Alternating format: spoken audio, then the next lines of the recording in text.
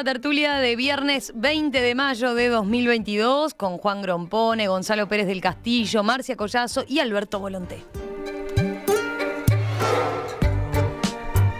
Cambiamos, ya lo adelantaba Emiliano. Vamos a la actualidad, pero al pasado también, ¿no? El presidente ruso Vladimir Putin suele ser tildado de autócrata por los líderes de Occidente. Putin es cuestionado por gobernar a la Federación Rusa mediante el recorte de derechos, la persecución a la oposición y la concentración de enormes poderes en sí mismo. Pero esta forma de gobernar Rusia tiene raíces históricas. Marcia, tú proponías que pusiéramos el foco en Rusia y su historia de gobiernos autocráticos como el de Putin, ¿no? Sí, justamente. Me parece que es un tema de gran vigencia, al que a veces no le prestamos la debida atención. Yo no creo en los determinismos históricos, creo que al contrario, es un peligro caer en los determinismos históricos. Pero bueno, frente justamente a ese peligro está la reflexión sobre las circunstancias de los pueblos, ¿no? Que siempre cambian, aunque a veces hay cosas que permanecen. Ahora, en el caso de Rusia, bueno, a ver, la autocracia, que en realidad, si vamos a hablar de la autocracia, fíjense, yo no quiero acaparar ni caer en un discurso y me interrumpen si lo hago, simplemente quiero decir, desde que Rusia aparece allá por el siglo IX, digamos, en Novgorod, y después se va a Kiev, la Rus, R-U-S, que era una especie de etnia de vikingos varegos, que llegan, bajan desde lo que hoy son Finlandia, Suecia, bajan y se establecen en un territorio que van a llamar Novgorod, que ya se llamaba así en realidad, y después, a medida que pasa el tiempo, bajan a Kiev, instalan entonces el Principado o el Estado de Kiev. Eso más o menos para que nos situemos en el siglo X ya. De ahí en adelante, en el siglo XIII, se produce la feroz invasión de los mongoles o mogoles, que después de invadir van a convertir en tributarios de su poder a muchos de estos principados. Bueno, después de eso empieza a decaer Kiev, y se produce un salto hacia un territorio que se llamaba Moscú. Era un principado, pero empezó siendo una simple plaza militar fortificada, de madera. Y con el tiempo se transforma en un principado en sí mismo. Y a partir de Moscú es como que se olvidara de alguna manera a Kiev y se pasa a centrar la atención en Moscú o en Moscovia. Y a partir de ese foco se va desarrollando lo que hoy conocemos como Rusia. Bueno, en todo ese proceso se va fortaleciendo un régimen centrado en la persona del rey, que luego se va a transformar en zar, y que llega, creo yo, a su punto culminante con Iván el Terrible en el siglo XVI. Con Iván el Terrible se redondea la autocracia en todo su esplendor. Pero no la inventó Iván el Terrible. Es decir, el gobierno despótico, de alguna manera, creo yo, estuvo presente en toda esta historia, desde el siglo IX hasta el siglo XVI, que aparece Iván el Terrible. De ahí en adelante la autocracia, como digo, se vuelve esplendorosa. Y simplemente quiero dejar algunas preguntas lanzadas. ¿Esa autocracia la trajeron los varegos o vikingos? ¿O también se fortaleció con sucesivos despotismos, como el despotismo de los tártaros, que eran los pueblos de las estepas? ¿O el despotismo de los mongoles, que era terrible? Bueno, por algo Iván, que hereda todo eso, se pasó a llamarse para la historia Iván el Terrible, ¿no? Entonces, ¿qué rasgos distintivos, qué rasgos tradicionales, qué rasgos subyacentes, qué permanencias quedaron en lo que va a ser luego la unión de las repúblicas socialistas soviéticas y después la Rusia federativa actual? Esa es la pregunta. A ver, ¿tienen respuesta? Juan, mira. Bien, creo que la historia que ha relatado Marcia coincido completamente, hasta los más mínimos detalles. Usualmente nos olvidamos que fue de origen viking la Rusia actual, ¿no?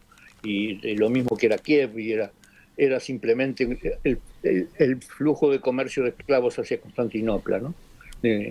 Bueno, pero es cierto, los grandes autócratas. Iván el Terrible fue el primero de los grandes autócratas, no por casualidad, porque fue quien realmente independizó a Rusia de los mongoles. El segundo gran autócrata fue Pedro el Grande, que intentó algo bastante distinto. Intentó introducir a Rusia en Europa, y para eso trajo una cantidad enorme de especialistas que iban desde la gastronomía hasta la arquitectura para europeizar a Rusia. Uh-huh. Cortó las barbas a los boyardos, una cantidad de cosas de ese estilo. Luego tenemos a Catalina Grande, poco tiempo después, la zarina, ¿no? Que era una alemana en realidad. Era una alemana que gobernó férreamente ese imperio y lo expandió militarmente. Es increíble, es una de las grandes mujeres de la historia, ¿no? Grandes en el sentido de haber marcado una época y un poder enorme. Y finalmente el último gran autócrata, que fue Stalin, ¿no? Stalin fue el último gran autócrata, creador a sangre y fuego de la Unión Soviética, ¿no? Es decir, que fue cuando en 1928, muerto Lenin y toma el control del Partido Comunista, decide que se va a crear ese país socialista como dé lugar. Y para eso, poco tiempo después, realiza, por ejemplo, una gran masacre de intelectuales y de posibles opositores o falsos o presuntos opositores. Bueno, yo no creo que haya acá nada genético ni nada tradicional en los autócratas. Creo que hay una causa principal muy importante que tenemos que tener en cuenta. El primer dato es, en 1861, el zar eliminó la servidumbre. Es decir, hasta 1861, Rusia era una sociedad feudal, donde los campesinos estaban sometidos a un régimen feudal implacable. De modo que el primer intento de liberar a los campesinos ocurrió recién pasado la segunda mitad del siglo XIX. Y en 1918, apenas 50 años, ocurrió la revolución. Es decir, que la Rusia que conocemos hoy, no tuvo la oportunidad de desarrollar una sociedad capitalista. Es decir, que pasó del feudalismo a una cosa extrañísima, que es el socialismo, lo que llamamos socialismo real, y ese hecho a la fuerza por Stalin. Es decir, no hubo sistema capitalista allí. Y bueno, la ausencia del capitalismo trae su correlato. Es decir, una de las grandes creaciones del capitalismo es la democracia. Es decir, precisamente, en Rusia no hay democracia porque nunca fue capitalista. Y ni siquiera luego de las reformas, es decir, luego que en los años 90 se intentó hacer unas reformas semejantes a las de China y convertir a la ex Unión Soviética en una sociedad capitalista, hicieron una versión desastrosa de la privatización de las empresas y que convirtió a una especie de a lo peor que puede ser una sociedad capitalista, que es un capitalismo mafioso, ¿no? Es decir, que se pasó de una autocracia ordenada por Dios a una autocracia ordenada por el fusil y la fuerza. Es decir, que es una triste historia la de Rusia. A ver, los demás, ¿cómo ven esa explicación de Juan? No, yo estoy muy arrepentido. ¿De qué? Porque cuando me pasaron los temas para hoy, sí, la historia de Rusia y todo, me pasé horas repasando la historia de Rusia. Y Catalina y Pedro I y Iván el Terrible, y se olvidaron de Rasputín y del nabo del último zar, que también estaba casado con una alemana, otra mujer mala. Y no sé para qué lo hice, porque yo era clavado que Marcia y Juan, mucho mejor que yo, en 10 minutos iban a dar cuenta de eso, y yo no sé para qué lo hice. Porque lo interesante es hablar de por qué todos esos sistemas autárquicos terminan produciendo a Putin, y yo creo que ninguno de los dos explica eso. No es fácil de explicarlo, porque Rusia pasó por varias etapas después de la Revolución de Octubre, y algunas de las cuales tuvieron cosas muy positivas. Yo creo que la Unión Soviética, por ejemplo, jugó un rol fundamental, junto con los Estados Unidos de América, que también le convenía, en descolonizar el mundo, en que los países del tercer mundo adquirieran su independencia. Tuvo un rol fundamental en eso. Y las Naciones Unidas. Por supuesto, eso ni se menciona. Pero además, a mí me parece que la Unión Soviética tuvo un rol fundamental en hacer que en el mundo capitalista los empresarios privados tuvieran mucho cuidado con sus obreros y cómo los trataran. Y yo creo que muchas de las conquistas sociales que se hicieron en el mundo occidental no hubieran sido tan rápidas y tan favorables a la clase trabajadora si no hubiera estado la Unión Soviética atrás, mostrando ahí el logro, mire lo que se les viene encima si ustedes no le hacen caso a esta gente. El motivo también por el cual el proletariado del mundo desarrollado nunca hizo una revolución y tampoco la va a hacer porque le está muy bien así como están. Y en eso el propio Marx, o por lo menos el Marx del Manifiesto Comunista, fue contrariado, porque el proletariado no hizo ninguna revolución. Las revoluciones las hizo, como dijo Juan, los campesinos, esto que en 1861, eso también me lo aprendí, había terminado la servidumbre, no tuvieron ni tiempo de desarrollarse como una clase revolucionaria. Ahora, ¿qué pasa después? A Rusia también le costó toda esta cuestión de estar fomentando y apoyando las revoluciones en el tercer mundo y tratando de vender su ideología, le costó muy caro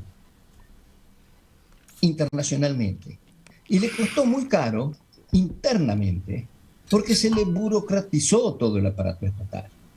Y al burocratizarse llegan los clientelismos y llegan todo lo que los subsidios y las recompensas y los nichos de poder y todo eso. Y en el fondo, eso fue lo que Gorbachov quiso romper. Cuando después de las presidencias de Ford y de Carter, que no fueron las más brillantes de Estados Unidos, él aprovecha y dice: voy a tratar de hacer una alianza con Europa Occidental y dejar un poco de lado al enemigo de siempre. A Gorbachov no le va bien porque los Estados Unidos no le permiten hacer lo que quiere.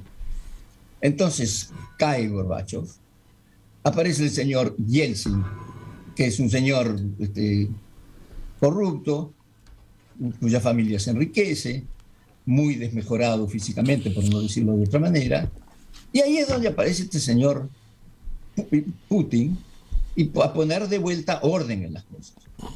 Y aquí termino, y esa es mi historia, que lleva hasta el día de hoy, y entonces le cedo la palabra a Alberto Volonté para que hable de la Rusia. Pero ¿cómo estudiaste y aprendiste por lo pronto? Porque nos diste también, seguiste aportando a la clase de historia esta, ¿eh? No te me achiques. Después de la Revolución de Octubre, yo me estudié todo, desde los mongoles. Claro, bueno, pero viste, es lo que pasa en los exámenes, siempre te preguntan, vos te estudias todo y bueno, después te toca la de la bolilla que te toca. Exacto, y siempre te preguntan lo que estudiaste menos. Y bueno, Alberto. Siempre en estos análisis históricos, desde el planteo de la doctora Collazo o ese... Confieso que Juan siempre tuvo un arte para cautivarme con su inteligencia, y tú, Gonzalo, por tu experiencia. Yo simplemente digo, sin haber estudiado ni llegar a las profundidades del conocimiento histórico, aunque obviamente tengo información y me encanta la historia, pero nos detenemos. Iván el Terrible, Pedro el Grande, Catalina, Stalin, para quedarme ahí. Siempre analizamos a esos hombres que parecería que aparecieron como hongos en la sociedad. Pedro el Grande, un hongo. Stalin, no. A lo largo de la historia, los hombres los seres humanos, hombres y mujeres, los seres humanos que les tienen el poder y la responsabilidad de gobernar sociedades, son consecuencia de esas sociedades y respetan, aunque no lo digan, el sentir de esa sociedad. No es con la democracia que en el mundo que vivimos hace siglos quienes gobernaban eran diferentes a los gobernados. Siempre hubo una línea conductora, porque son seres humanos, entre las sociedades, en este caso la Rusia, y los gobernantes. Pienso que nosotros, los occidentales judeo-cristianos, demócratas, capitalistas, creemos que estamos en la cima y que nosotros somos el gran ejemplo, los más cultos, los más modernos, los más demócratas, donde las libertades son absolutas. Y a veces hay que ir, como ustedes muy bien analizaron, buena propuesta, doctora Collado, Sí. a ir a la historia para terminar comprendiendo las cosas. Yo simplemente digo, y esto es bueno para quienes nos escuchan, que siempre son los pueblos, con mayores o menores dificultades, los que se ven reflejados en sus gobernantes. Y a su vez tenemos que ver rápidamente cómo esos gobernantes, por ejemplo, uno dice, el tirano Stalin, sí, lo fue, vaya, pero también hay que ver cómo resolvió la Segunda Guerra Mundial y cómo enfrentó las penurias que tuvo que enfrentar Rusia en ese momento. O el propio Iván el Terrible, que tuvo que terminar sacando a los mongoles. Ahora, ¿qué quería ese pueblo ruso? Por supuesto, no quería el dominio nazi, como también los rusos siglos atrás no querían a los mongoles. Obviamente uno ahora se detiene en este presente. Me encantó cuando usted, doctora, hacía referencia a Kiev. En ese momento, allá por el siglo IX, el siglo X, el siglo XI, la zona más próspera y más importante del mundo era lo que hoy es Ucrania. Así que uno termina viendo que aquellas situaciones profundamente sociales que tenían a la cabeza gobernantes, unos buscando la expansión, caramba, con la filosofía comunista, con el marxismo, lo que hizo la Unión Soviética, Stalin sobre todo, fue con la ideología invadir, con la ideología que instaló en Cuba, lo que quiso poner a 150 kilómetros de las costas de Estados Unidos fue un vigilante y lo logró. Quiere decir que no era aquello, quiero expandir una religión y voy con los hombres que la predican. No, voy con una ideología que es funcional a mi crecimiento imperial. El resto del mundo veía en Estados Unidos el imperialismo y no veía a la Rusia tan o más imperial y conquistadora y avasallante que Estados Unidos. Mirá, Marcia, para todo lo que dio tu observación y tu... Sí, realmente. Alberto no lo quiere confesar, pero se pasó toda la noche estudiando la historia. Alberto, Igual ¿decís? que, claro, lo tiene muy fresquita. No, yo les explico. No es... Yo creo que Perdón, ahí, Marcia, ahí perdón. deberíamos intentar aterrizar en Putin también, ¿no? Si me permiten, Sí, yo creo sí. que miren cómo yo lo relaciono a Putin con todo lo que acabamos de decir, A ¿no? ver. Hasta ahora. El Kremlin bueno, cuando hablo del Kremlin, hablo del Kremlin mayor ruso, de Moscú sobre todo. Kremlin tiene varias acepciones, pero yo no me voy a detener en eso ahora porque si no se me va a ir el tiempo. Pero bueno, Kremlin es algo así como desde fortaleza hasta institución mayor del Estado, en fin. ¿Cómo lo define Kremlin hoy al sistema político ruso? Dice que es una democracia soberana, pero yo me quiero detener en lo que dice Putin. Putin dice que la nación rusa, él habla de nación, y creo que con mucha razón en ese sentido, es una nación dividida. Empieza por decir eso. Una de las más grandes del mundo, si no la más grande. Pero que está separada por fronteras. Bueno, pues eso que dice Putin, que es cierto, fue cierto durante toda la historia de Rusia.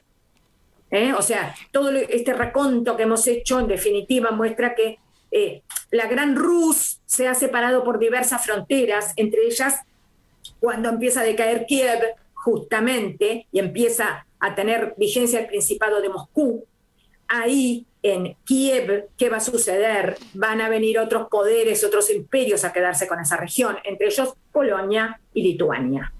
Y entonces Kiev y lo que va a ser Ucrania van a separarse incluso desde el punto de vista religioso, ¿verdad? Si la Federación Rusa, si esa Putin, Rusia... Marcia, dijiste que ibas a hablar de Putin. Sí, pero bueno, justamente, pero me quiero detener en esto. Ucrania se convierte en la fe católica y el resto a la fe ortodoxa. Bien. Putin, cuando habla de una nación dividida, se refiere precisamente a eso. Se refiere a que hay partes de una gran nación rusa que estarían divididas por fronteras. El gran problema es que en un Estado moderno, pero de régimen autocrático, me parece a mí, esa es mi opinión, Putin se ha transformado en una especie de cruzado de los nuevos tiempos. Yo no estoy hablando de la competencia imperial de los dos grandes bloques, de Estados Unidos y Rusia. Estoy hablando de Rusia en sí misma, ¿verdad? Estoy dejando entre paréntesis a Estados Unidos. Se ha transformado en una especie de guerrero. Él quiere ser un salvador de esa gran nación rusa, él quiere ser el salvador del alma rusa, pero se ha transformado en un guerrero. Un guerrero en el sentido más sombrío del término, no un cruzado libertario. Porque él cree verdaderamente que él tiene que traer Ucrania de nuevo a la gran Rus. Y en ese sentido procede, como ha procedido siempre, como un autócrata. Ahora, a mí no me gusta mucho dar respuestas, me gusta más tirar interrogantes. Y vuelvo a decir, esa autocracia de la que hace gala Putin, ¿hasta dónde forma parte de un determinismo histórico o no? ¿Es una libre elección que está haciendo un gobernante con nombre y apellido? ¿Es una tradición que está demasiado enraizada en Rusia y está lejos de terminarse en un futuro cercano? Pero que es una autocracia, no tengo dudas. ¿Alguno se anima a dar una respuesta? No, yo más que... Una cosa final. A ver, dale, Juan. Yo quiero decir que Rusia es un claro ejemplo que muestra la dependencia, la relación entre el capitalismo y la democracia. Es decir, según mi punto de vista, la democracia es una emergencia del capitalismo.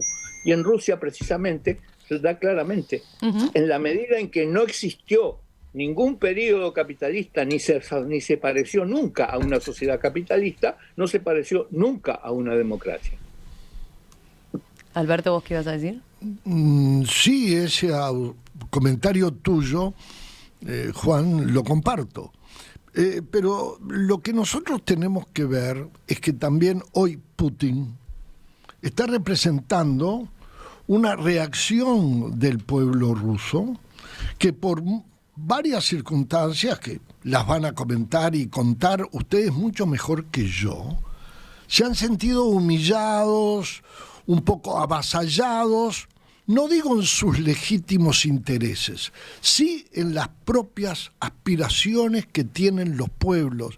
Si no, perdemos contacto entre el que maneja hoy, que le toca conducir, que es Putin, y lo que es esa sociedad. Porque también debemos ver que la sociedad actual, mayoritariamente, lo que hoy es Rusia, lo está respaldando. Entonces, lo que tenemos que ver es cómo reaccionan en el mundo las restantes sociedades en torno a lo que está significando y pasando en Rusia. Y yo me detengo, y con esto sí termino, es cómo se está viendo desde el Uruguay ese conflicto y cómo vemos que, a mi juicio equivocadamente, se toma o se empieza a tomar partido de un lado o del otro, buscando en definitiva raíces, por ejemplo, en que esta terrible acción de Putin, que es la respuesta de esa sociedad, puede significar como una llamarada de ilusión frente a los fenomenales ataques del imperialismo de Estados Unidos a través de la OTAN. Si bien es cierto que la OTAN fue un alineamiento con Europa a consecuencia de la Segunda Guerra Mundial. Si bien es cierto que la OTAN estaba de vacaciones durante los últimos 10 años, la OTAN reacciona, pero la que hace reaccionar a la OTAN es el propio Putin y esa Europa. Y hoy países que están fuera de discusión y que son admirados por todo el mundo, como Suecia y Finlandia, golpean las puertas de la OTAN. Y miren qué curioso, ¿quién los tiene en la puerta y no les dice entren?